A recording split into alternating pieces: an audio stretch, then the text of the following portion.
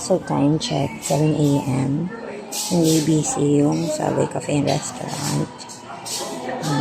Gusto ko magpaluto sa chef ng omelette. Ano yung omelette station?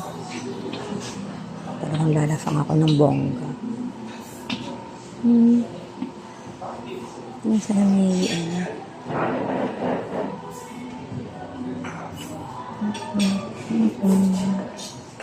yung omelette station daw.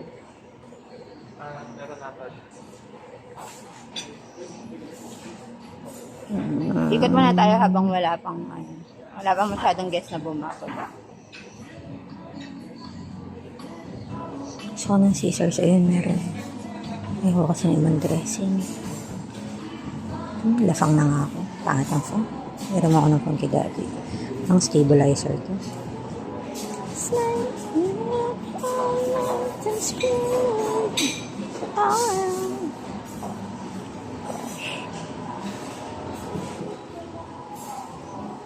Omelette station.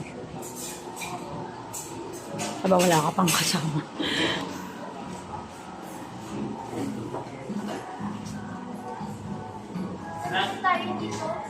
Dito.